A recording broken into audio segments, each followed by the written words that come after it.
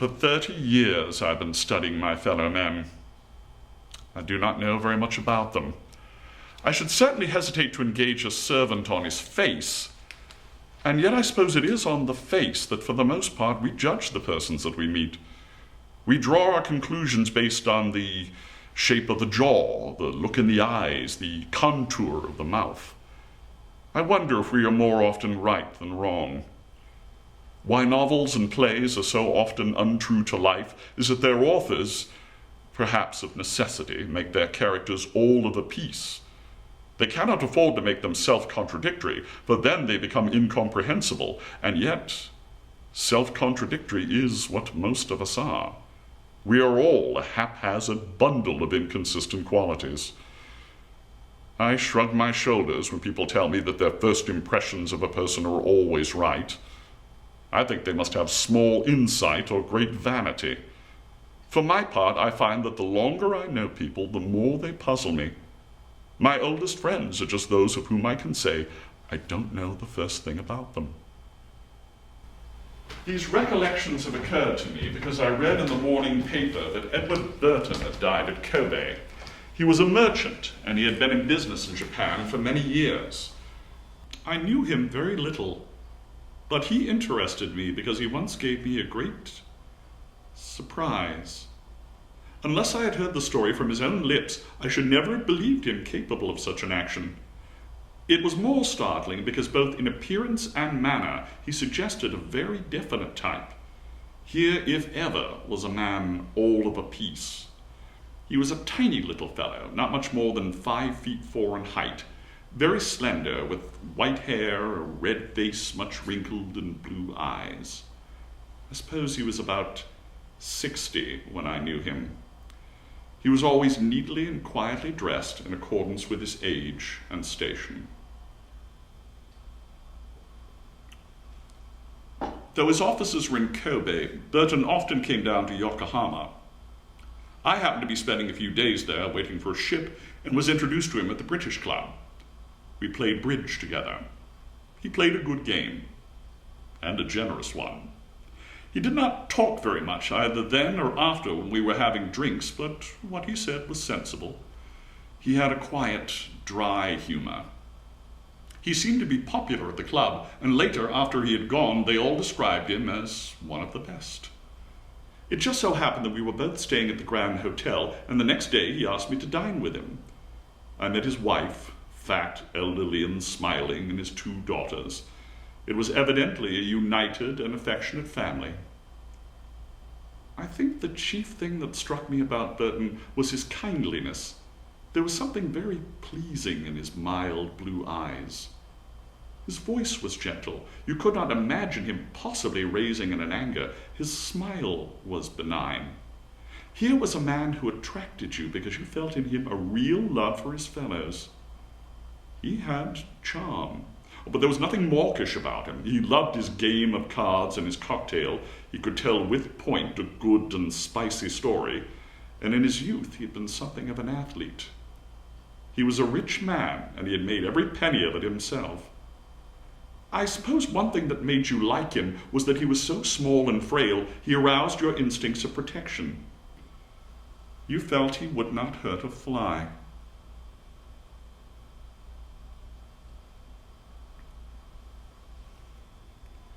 One afternoon, I was sitting in the lounge at the Grand Hotel.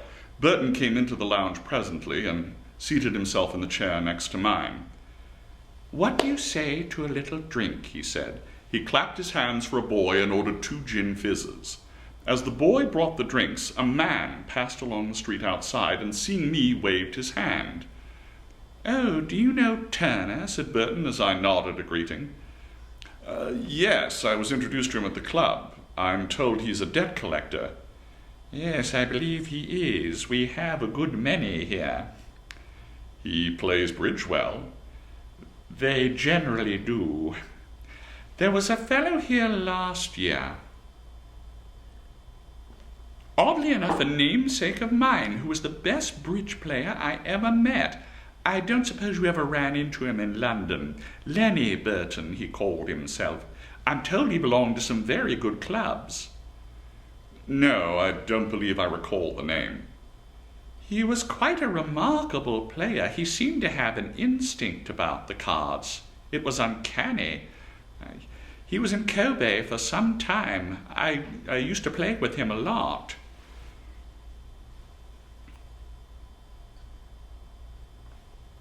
It's rather a funny story.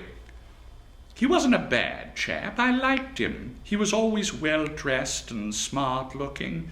He was handsome in a way, with curly hair and pink and white cheeks. Women thought a lot of him. A bit of money used to come in for him once every quarter, and he made a bit more by card playing. He won a good deal of mine, I can tell you that. Burton gave a kindly chuckle. I knew from personal experience that he could lose money at bridge with a good grace. I suppose that's why he came to me when he went broke. That and the fact that he was a namesake of mine. He came to my office one day and said that he wanted a job. I was rather surprised. He said there was no more money coming in and that he wanted to work. I asked him how old he was. 35, he said. And what have you been doing hitherto? Well, nothing much, he said. I couldn't help laughing. Well, there's nothing I can do for you right now, I said. Come back in another 35 years and I'll see what I can do. He didn't say anything. He went rather pale. He hesitated a moment, and then he told me that he'd been losing money at cards for some time. He hadn't been willing to stick to bridge. He'd been playing poker, and he'd got trimmed. He hadn't got a penny. He'd pawned everything he owned. He couldn't pay his hotel bill, and they wouldn't give him any more credit. He was down and out. If he couldn't find a job to do, he'd have to commit suicide. I looked at him more closely. I could see now that he was all to pieces. He'd been drinking more than usual, and he looked 50. The girls wouldn't have thought much of him if they'd seen him then. Well, isn't there anything you can do besides play cards? I said. I can swim, he said. Swim? I couldn't believe my ears. It seemed such an insane answer to give. I swam for my university. Well, I got some glimmer of what he was driving at. I've known too many men who were little tin gods at their university to be impressed by it. I was a pretty good swimmer myself when I was a young man, I said. Then I got an idea.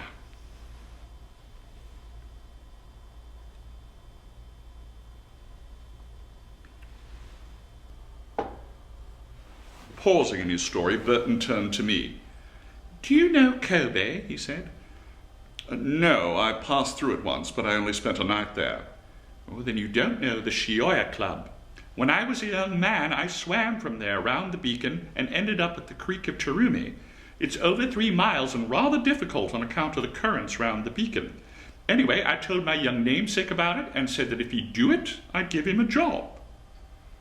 I could see he was somewhat taken aback. Well, you say you're a swimmer, I said. I'm not in very good condition, he said.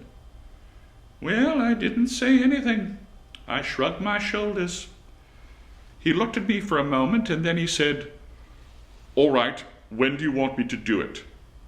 I looked at my watch. It was just past 10. The swim shouldn't take you more than an hour and a quarter. I'll drive round the creek to meet you at about 12:30.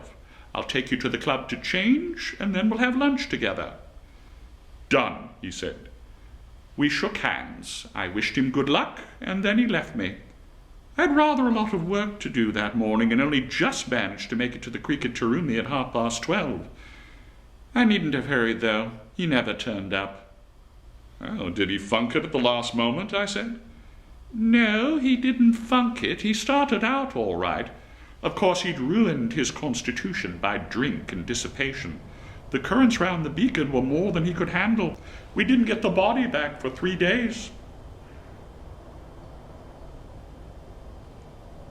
I didn't say anything for a moment or two. I was a little shocked. Then I asked Burton a question. When you made him that offer of a job, did you know he'd be drowned?" He gave a mild little chuckle and looked at me with those kind and candid blue eyes of his. He rubbed his chin with his hand. "Well, I haven't got a vacancy in my office at the moment.